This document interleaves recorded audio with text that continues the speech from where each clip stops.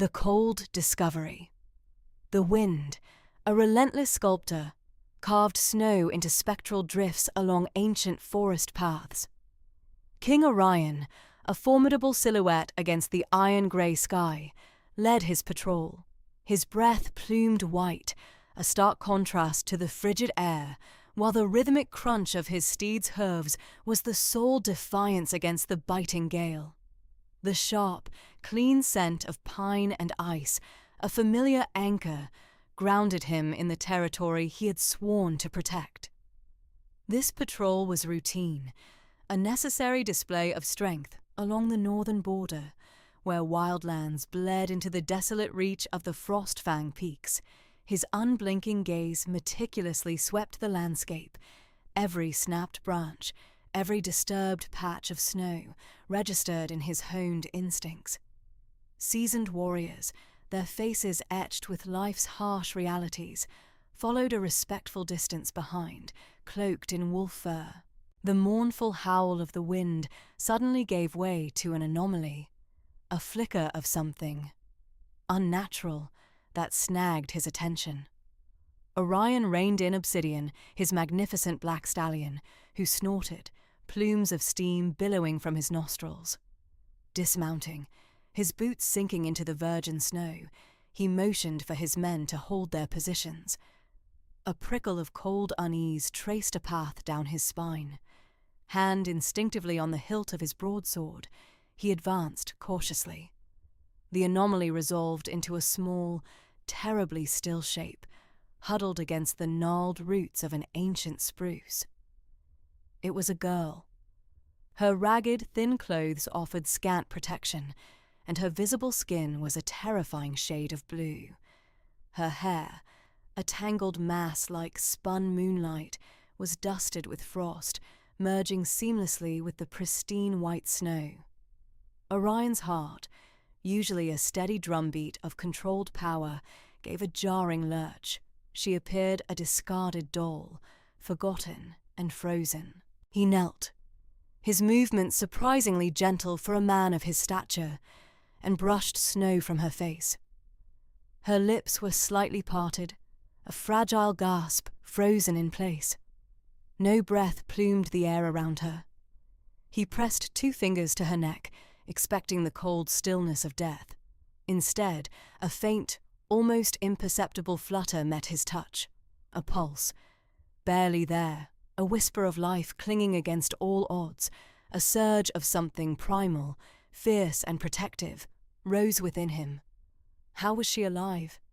No human survived such conditions for long, let alone reach this profound state of freezing. "She lives," he announced, his voice a low rumble cutting through the biting wind. His men exchanged glances, a mix of shock and apprehension on their faces. Survival in these conditions was unheard of. "My king, protocol dictates—" One of his lieutenants began hesitantly. The unspoken understanding was clear. A stranger, especially one so vulnerable found thus, should be left for the healers at the territory's edge, or more likely, granted the dignity of a pyre. She was an unknown, a potential threat, a drain on resources. Orion silenced him with a look that brooked no argument. "Protocol be damned. She is barely a child, and she breathes. I will not leave her to die." He carefully, almost reverently, scooped her fragile form into his arms. She was lighter than he expected, a testament to her emaciated state. Her head lolled against his shoulder, and the icy chill emanating from her small body seeped through his thick furs. Turning, the girl a precious, impossible burden, he strode back to Obsidian. Mounting with her was an awkward feat, but he managed, cradling her close. He felt the faint tremor of her heart against his own chest, a fragile testament to her impossible will to live. He could not explain the pull he felt, this urgent need to protect this unknown girl. It was an unfamiliar warmth blossoming in the cold expanse of his being, a flicker of something new and potent. "We ride for the palace immediately," He commanded, his voice ringing with indisputable authority. The patrol fell in behind him, their silent questions hanging in the frigid air. The journey back was a blur of focused urgency. Orion kept her tucked against him, shielding her from the wind, his own body a bulwark against the elements. The cold seeped into him, but he barely noticed. His gaze remained fixed on her still, pale face, a silent promise forming in his heart. This girl, whoever she was, had clung to life with astonishing tenacity. He would not let her fight have been in vain. A flicker of life. The hushed urgency of the palace infirmary did little to mask the grim pronouncements. Your Majesty, with all due respect, her heart rate is impossibly slow. Her core temperature dangerously low for days now. There is no logical explanation for her survival, declared Healer Bren, his voice a low, gravelly drone. He gestured towards the pale, still form, nestled amidst mountains of furs. She should be dead. Orion's jaw tightened, a cold fury rising within him. Should be. Healer.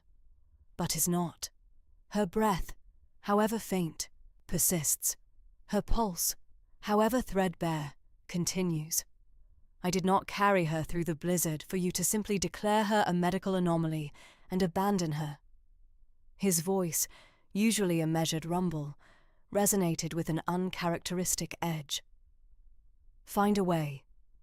Use every herb, every poultice, every prayer if you must. But she lives, and she will continue to do so.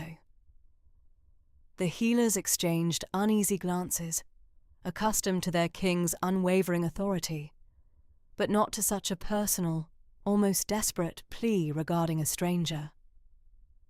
Bren, a man who prided himself on logic, found himself staring at the girl, searching for the defiance Orion claimed to see.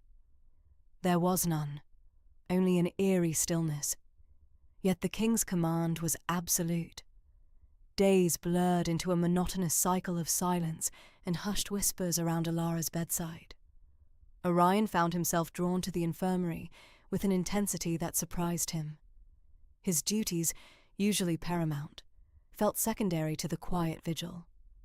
He'd sit, a formidable figure in the soft lamplight, watching the shallow rise and fall of her chest. He hadn't known her, had barely glimpsed her face beneath the snow, yet a potent, undeniable sense of responsibility had taken root within him. It wasn't pity, nor merely the duty of a king to his people.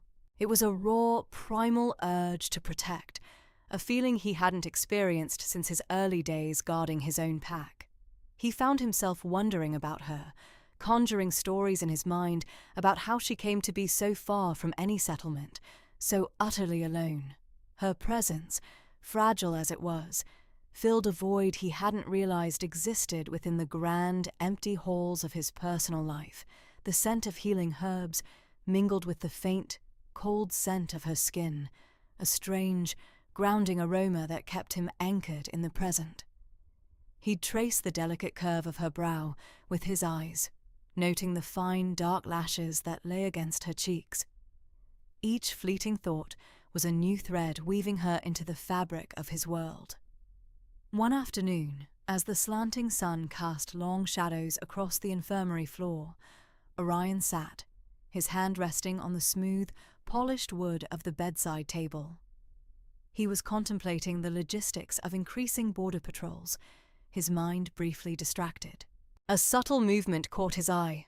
A tremor, almost imperceptible, passed through her eyelid. He leaned closer, his breath catching. Another flicker. Then, slowly, painstakingly, her eyes parted. They were a breathtaking, impossible blue, a color so deep, so intense, it was like gazing into a clear, winter sky. They held no fear, no confusion, only a profound, almost ancient curiosity. For a long moment, those startling blue depths met his, and in that silent exchange, a connection sparked. Fragile, yet undeniable.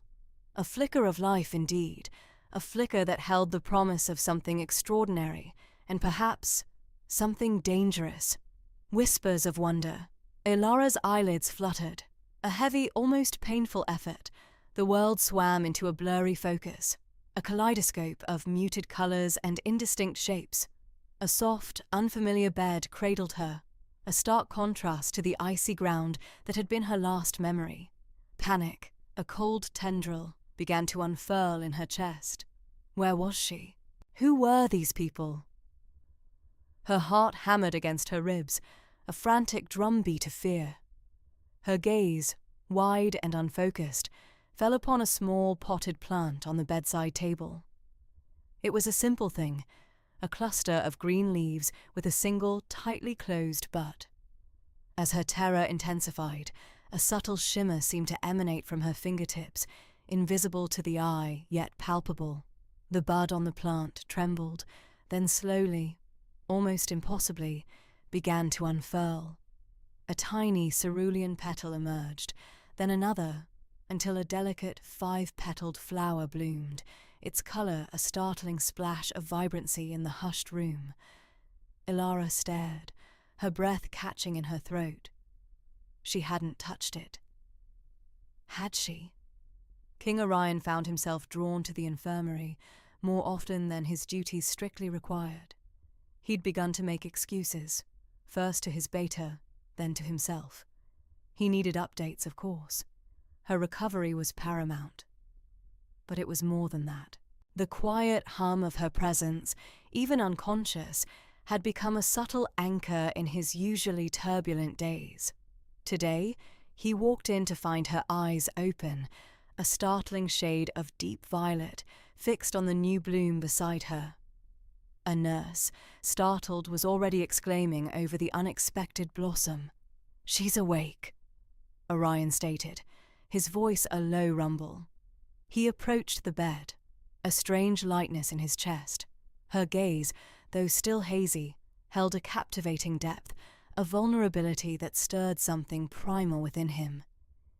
He found himself smiling, a rare, genuine curve of his lips. "Welcome back, little one." Ilara flinched, pulling back slightly as he drew near, her eyes darting from him to the blooming flower, then back to him. The fear was still there, raw and unmasked. He saw it, and a pang of regret pierced him. He was a large man, even for a shifter, and his presence could be overwhelming. He softened his expression, lowering himself to sit on a nearby stool, trying to appear less formidable. "You're safe here," he assured her, his voice a gentle balm. "No one will harm you." Over the next few days, Ilara's recovery was nothing short of miraculous. The physicians, seasoned in the intricate workings of shifter physiology, were baffled. Her wounds, once so severe, healed at an astonishing pace, leaving barely a scar. And then there were the other things. A wilting bouquet of roses in a corridor, forgotten by a maid, suddenly unfurled its petals, their vibrant crimson scent filling the air. A cracked windowpane in the infirmary, due for repair, subtly sealed itself overnight. The palace's ancient, temperamental clock, which had stubbornly refused to chime for years, began to strike the hour with resonant accuracy whenever Ilara was brought past it on her slow, tentative walks. Orion, observing these oddities, felt a different kind of wonder growing within him. His initial concern had deepened into a profound fascination. He spent hours in her company, not pressing her for answers, but simply existing in the same space. He read to her, his deep voice a soothing cadence, and watched as the fear in her eyes slowly gave way to a nascent curiosity. Her silence was not empty. It was a canvas upon which 1,000 unspoken questions were painted. He found himself anticipating their time together, a warmth spreading through his chest whenever he saw her. The unfamiliar attraction intensified, a soft, persistent pull that went beyond mere protection. It was a sense of joy, a lightness he hadn't experienced since childhood. He would catch himself staring at her, at the way the light caught the delicate curve of her cheek, or the way her brow furrowed in concentration as she tried to understand a word he spoke. He saw a resilience in her, a quiet strength that belied her fragile appearance. He knew, with an instinct as old as his bloodline, that she was special. And he also knew, with a certainty that settled deep in his bones, that he was irrevocably drawn to her. The whispers of wonder around Alara were growing louder, and Orion, for the first time in a very long time, felt truly alive.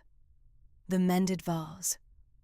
The clatter of porcelain against the stone floor echoed sharply through Alara's chambers, a sound that made her wince even in her semi-conscious state. One of the royal guards, a burly man named Gareth, had been dusting a particularly ornate vase, a relic depicting a huntress entwined with moon-petal vines. His large fingers, more accustomed to the hilt of a sword, had slipped. The vase now lay in a dozen glittering shards at the foot of her bed. A gasp escaped the attending maid, Maeve, her hand flying to her mouth. Oh, by the mother! That was a gift from the Northern Lords. King Orion will be furious! Alara's eyes, still clouded with the lingering fog of pain medication, pricked with tears. She didn't know why the broken vase bothered her so deeply, but a wave of profound sorrow washed over her. It wasn't just the vase. It was the cumulative weight of her helplessness, her wounds, the unfamiliar surroundings. A single tear, hot and heavy, tracked a path down her temple. As it touched the silken pillow, a faint, golden shimmer bloomed around the shattered porcelain. Gareth, his face already pale with dread, froze. Maeve's gasp turned into a choked whimper. Slowly, impossibly, the fragments began to rise, hovering an inch above the floor. They rotated, seeking their original places, guided by an unseen force. With a series of soft, almost inaudible clicks, the pieces fused. The cracks vanished, leaving behind a flawless, shimmering surface, the huntress and her moon petals whole once more. Alara, her breathing shallow, watched with wide, disbelieving eyes. The sorrow that had prompted her tears receded, replaced by a cold knot of fear in her stomach. Maeve, recovering her voice, pointed a trembling finger. Did you see that, Gareth? It fixed itself. Gareth, jaw slack, could only nod mutely. He glanced at Alara, then back at the now perfect vase, a profound unease settling onto his broad features. He had heard the whispers already. The girl who survived the impossible, the plants in her chamber growing with unnatural vigor, their blossoms richer, more vibrant than any in the royal gardens. Now, this. Word spread like wildfire through the palace. The kitchen staff, always the first to hear and embellish any gossip, spoke in hushed tones of the girl with the golden touch. The stable hands, usually immune to such fanciful tales, recounted how the palace's most skittish mare had grown docile and trusting in Alara's presence. The whispers reached King Orion, who merely listened, a strange, knowing glint in his eyes. He found himself spending more and more time by Alara's bedside, not just out of concern, but out of a deep, burgeoning curiosity. He felt a vitality around her, a sense of wonder that had been absent from his life for decades. Her resilience, her quiet strength, resonated with something primal within him. He found himself smiling more, the heavy mantle of kingship feeling lighter when he was near her.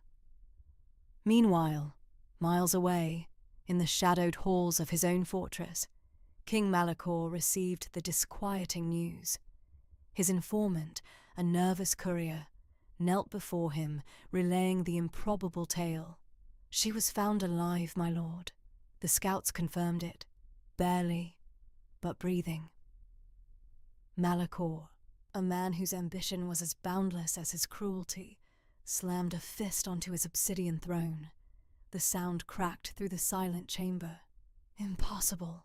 My assassins are unmatched. No one survives their touch, especially not one so fragile. He paced, his heavy boots echoing. And these tales of strange occurrences? Mending vases? Growing plants? A sneer twisted his lips. Superstitious nonsense, but her survival, that is a problem, a loose end that must be tied. His eyes, like chips of ice, narrowed. The girl should have died in the snow. If she did not then, she will now, and this time there will be no mistakes. The game, Malachor realized, was far from over.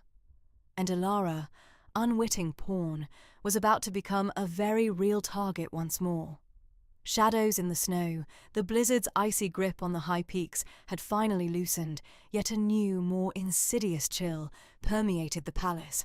Malachor's chosen shadows, 3 cloaked figures, moved with predatory grace against the fading tempest. Their faces, etched with their king's brutal resolve, spoke of a singular mission. Retrieve the girl, alive if possible, dead if necessary. Kyle, lean and agile as a mountain cat, scaled the outer wall, his grappling hook snagging on a crenellated edge. Below, the hulking Gorok readied himself to breach the main gate once Kyle neutralized the internal mechanisms. From a distance, Lysander, a lanky figure with a fox's cunning in his eyes, watched, bow strung, prepared to fell any unwary guards. Inside, a strange tension coiled around Orion. He stood sentinel by Elara's chamber, a bulwark against an unseen threat. Whispers, faint at first, had escalated to a murmur of unease throughout the castle. Servants spoke of dancing lights, of objects shifting without touch, of an icy cold that clung to the guest's room. Orion had dismissed them as old wives' tales, but a primal instinct gnawed at him.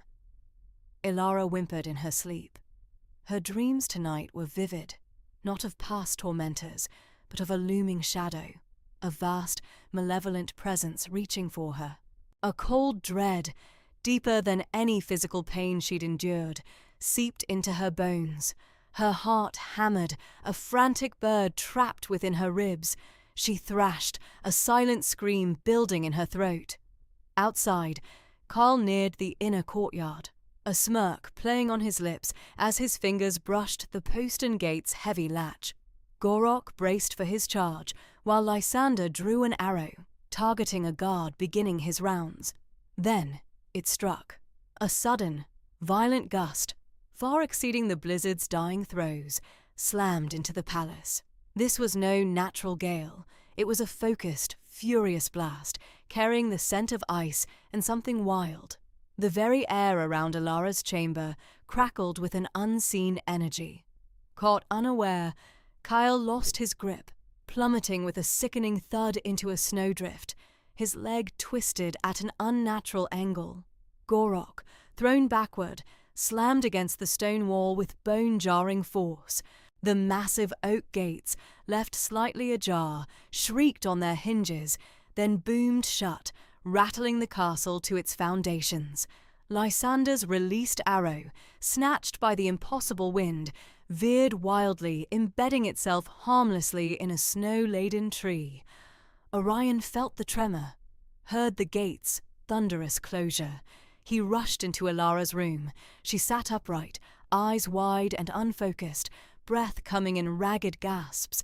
The air around her pulsed with an invisible, crackling intensity that prickled Orion's skin. He peered out the window, past the now-sealed gates, at the crumpled forms of Malachor's men struggling in the snow. A chilling realization settled over him. This wasn't chance. This wasn't the weather. This was her.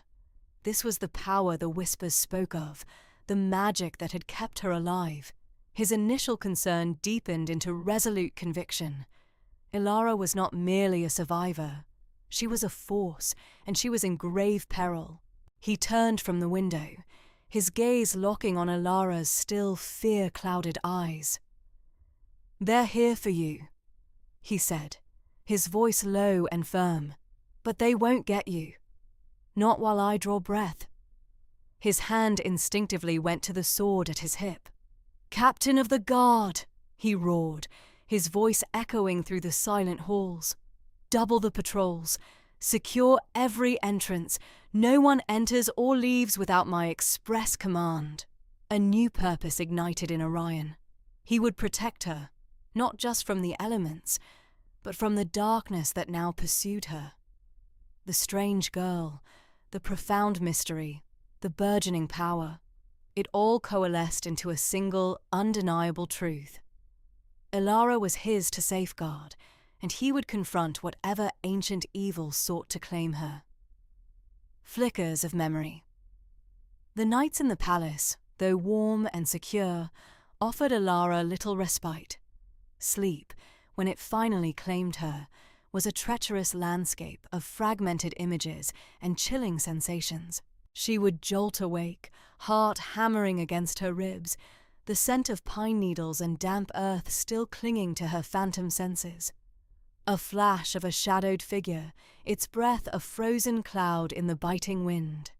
The desperate scramble through underbrush, branches tearing at her skin, and then the cold, searing pain, a sharp, metallic tang in her mouth. She never saw the face, only felt the malevolent intent that propelled the unseen hunter. Orion, ever vigilant, would often find her gasping, clutching the silken sheets, a thin sheen of sweat on her brow. He would sit beside her, his large hand a comforting weight on her shoulder, murmuring soft words until her breathing evened out. One afternoon, a few weeks into her recovery, a rare bout of restlessness spurred Elara to seek out the art supplies Orion had thoughtfully provided. She'd been doodling idly, abstract shapes and swirling patterns, when an involuntary shudder passed through her.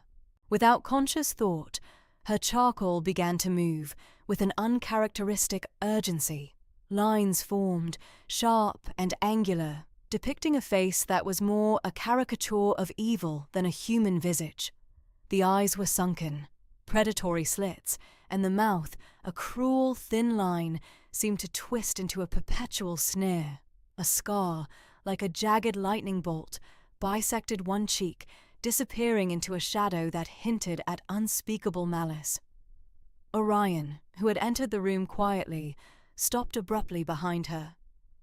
His breath hitched, and a low growl rumbled in his chest, so faint Elara almost missed it. She turned, startled, her hand still hovering over the drawing.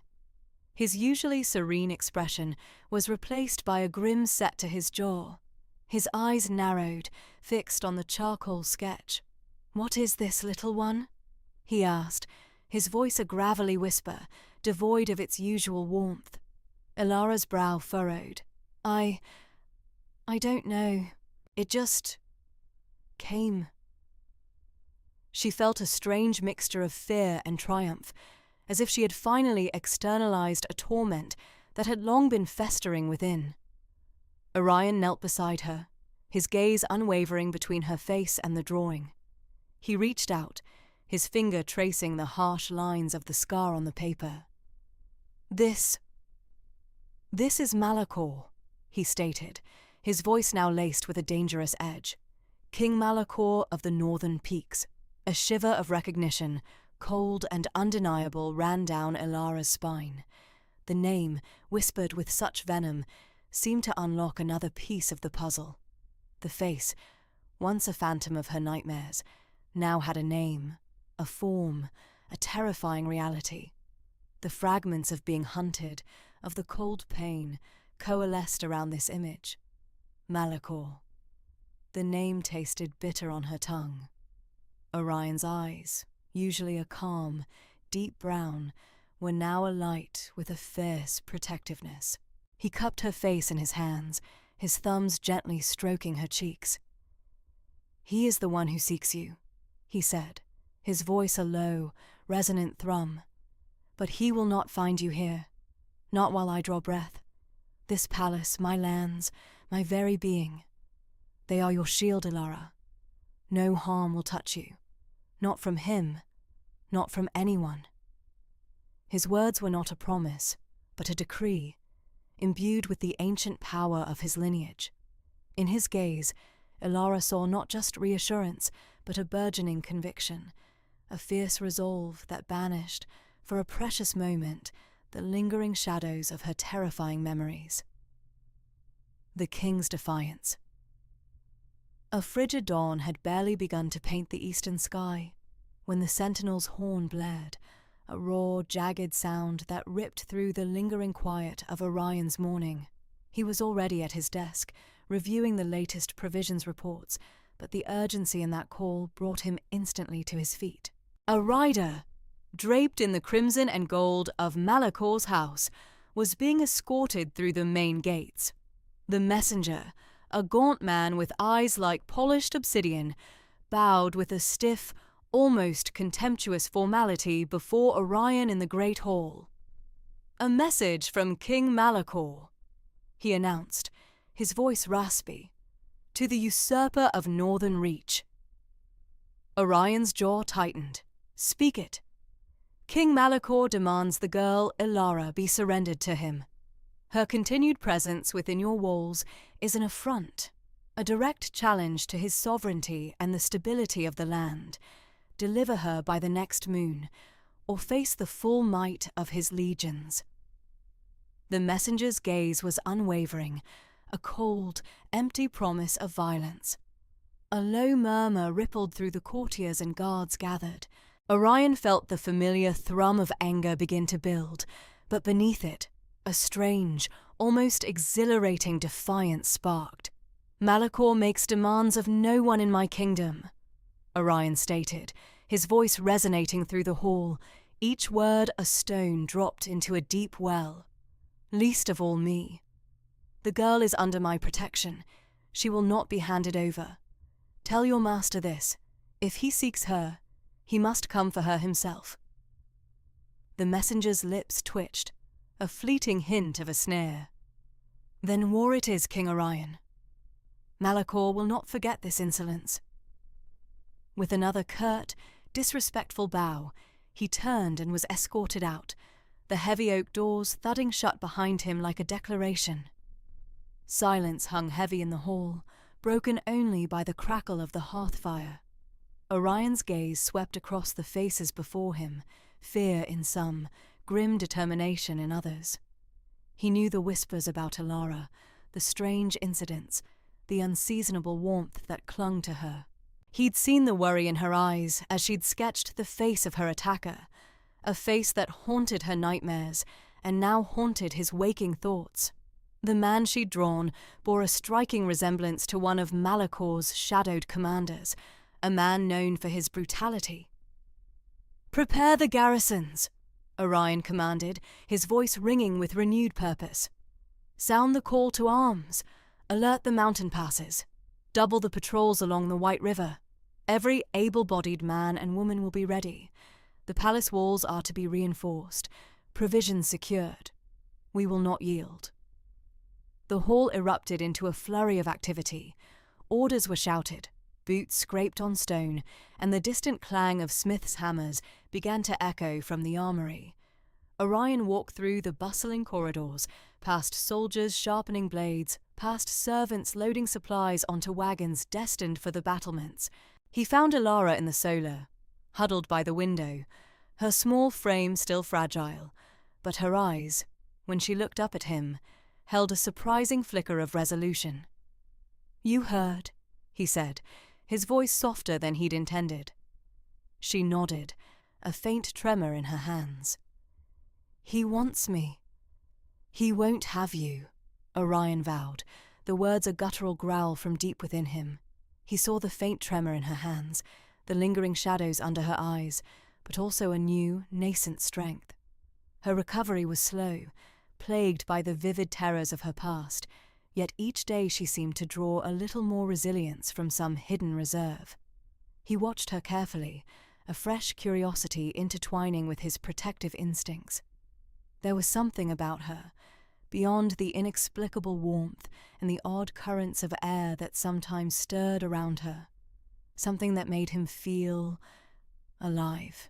He had never been a king who sought conflict, but in this moment, Facing down the formidable Malachor, a strange, invigorated energy coursed through him.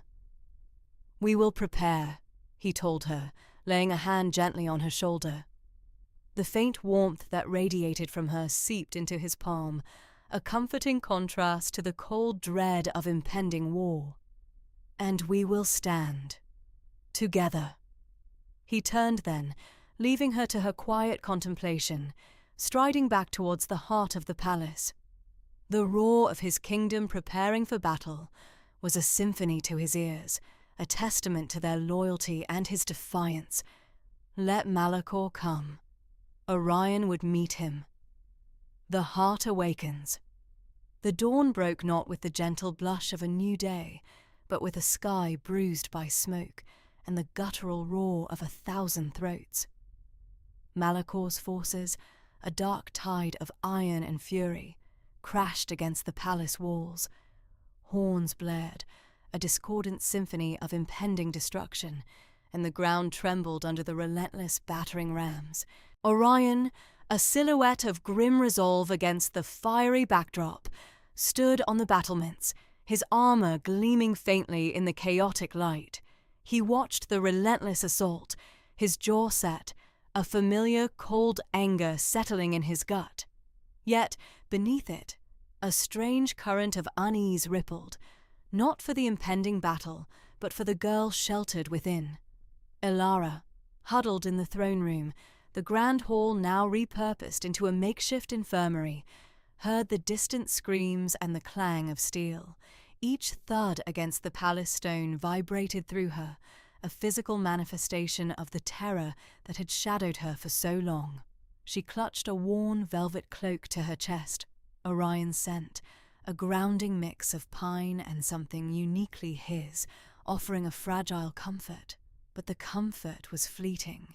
The air around her grew heavy, a pressure building behind her eyes.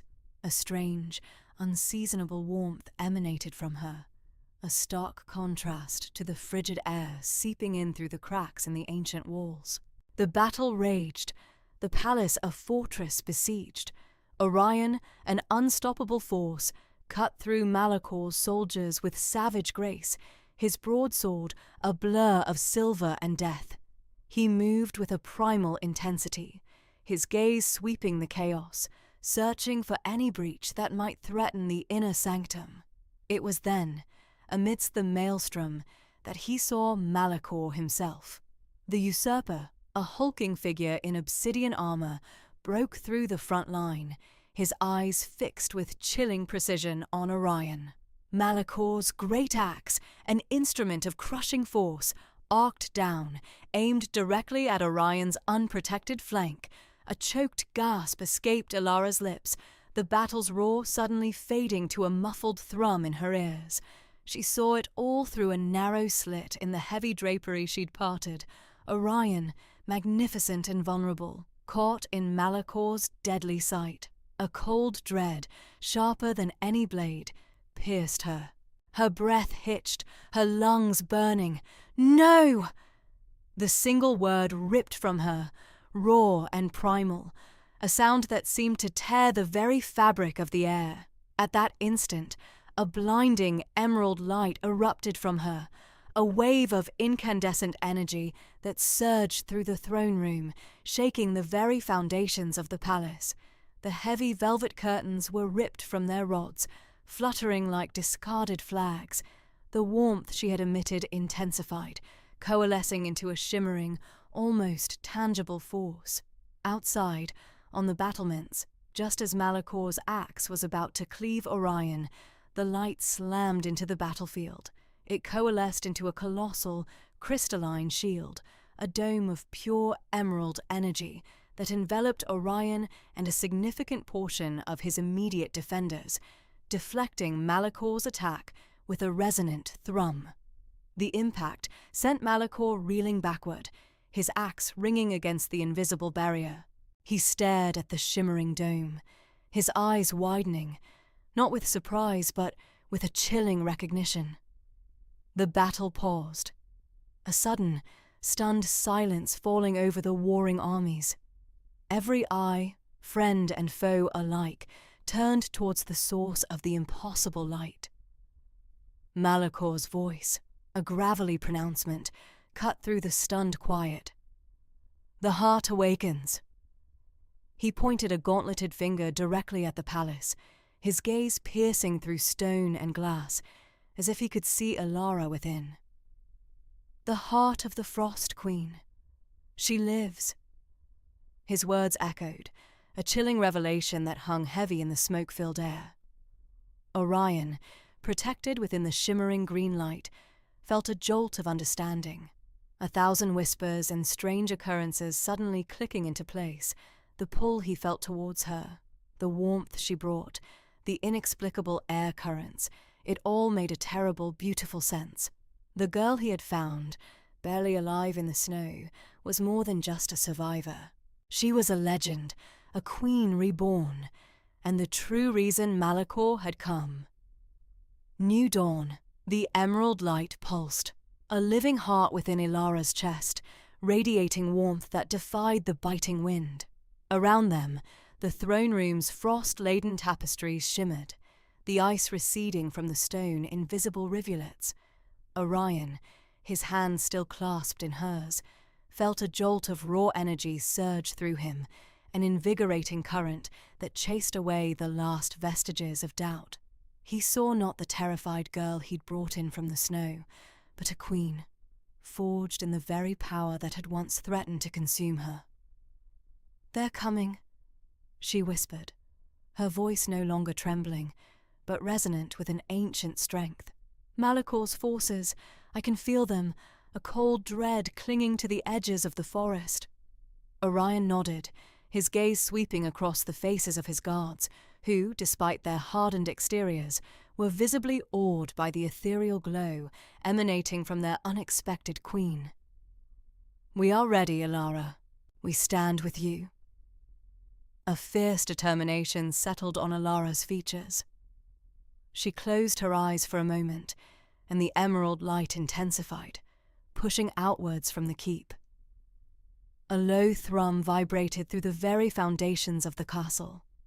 Outside, the howls of Malakor's ice wolves grew frantic, their snarling replaced by yelps of confusion and pain. Orion led her to the battlements, a strange sense of calm settling over him despite the approaching conflict. The air grew heavy, not with the oppressive chill of Malakor's magic, but with an almost spring-like freshness. Below, the vanguard of Malakor's army, a terrifying phalanx of armoured frost giants and skeletal warriors, faltered. Their icy weapons, once glinting with malevolent intent, began to weep water. Alara extended her hands, palms open towards the encroaching darkness. The emerald light streamed from her fingertips, not as a destructive force, but as a wave of pure, concentrated life. Where it touched the frozen earth, the snow hissed and melted, revealing patches of dark, fertile soil. Tiny green shoots, dormant for centuries under Malakor's blighted reign, pushed through the thawing ground, reaching for the sky. Malakor, a towering figure wreathed in shadows and ice, shrieked, a sound of pure, unadulterated fury and disbelief. He had expected a broken girl, a pawn to be harvested, not a force of nature. His ice magic, usually so potent, crackled impotently against the verdant wave. His summoned ice elementals, vast and menacing moments before, began to shimmer and dissipate, their forms dissolving into mists that smelled of rain, not frost. "You cannot defeat me," Malakor roared, his voice cracking with desperation. He lunged forward, a shard of dark ice forming in his hand, aimed directly at Alara. But Orion was faster. With a roar that echoed across the thawing valley, he stepped in front of Alara, his own sword flashing. The blade met Malakor's dark ice with a jarring clang, shattering the frozen weapon into 1,000 harmless droplets. Orion's eyes, usually a calm blue, blazed with a protective fire. He was no stranger to battle, but this was different. This was a fight for more than just his kingdom. Ilara, however, did not need to be protected. Her power surged, a verdant tide washing over Malakor's remaining forces. The frost giants, their armor rusting, stumbled back, their icy resolve melting away. The skeletal warriors, animated by dark magic, crumbled to dust as tendrils of green life wrapped around them, reclaiming their borrowed forms. Malakor, his power visibly waning, his form shrinking slightly, let out another guttural cry. He could not withstand the onslaught of pure life. The ground beneath his feet was no longer frozen, but soft and yielding. With a final, despairing snarl, he turned and fled, a shadow retreating into the rapidly diminishing gloom, leaving behind a trail of melting ice and a bewildered, defeated army. The last of Malakor's forces scattered, dissolving into the newly green landscape. The air, once sharp with the threat of death, now carried the scent of wet earth and burgeoning life. Birds, silent for untold years, began to chirp tentatively from the thawing trees. Orion turned, his chest heaving slightly, to face Ilara. Her emerald glow had softened, a gentle radiance now, illuminating her face. Her eyes, no longer haunted, sparkled with an inner peace he hadn't thought possible. "It's over," she whispered, the words filled with a profound relief. "He's gone." Orion reached out, cupping her cheek. Her skin was warm, vibrant. "You did it, Ilara. You saved us all." She leaned into his touch, a small, genuine smile gracing her lips. "We did it, Orion. Together." The heart of the Frost Queen, as the ancient whispers called it, had been awakened, not as a weapon of destruction, but as a source of immense life and renewal. She had embraced it, not as a curse, but as her destiny. He pulled her into a fierce embrace, holding her close. The warmth of her body, the soft scent of spring that now clung to her, filled him with a sense of belonging he hadn't known was missing. He had found a queen, yes, but more than that. He had found a partner, a beacon of hope in a world that had almost succumbed to eternal winter. As the first rays of the true dawn broke over the horizon, painting the sky in hues of rose and gold, Ilara looked out at the thawing land. Patches of vibrant green were spreading rapidly, flowers pushing through the soil, a testament to her power. She was no longer just the girl found in the snow, the mystery. She was Ilara, the heart of the Frost Queen, and this land, this kingdom, Orion by her side, was her home. She had not only found her purpose, but a loving family, a future as bright and new as the dawn itself.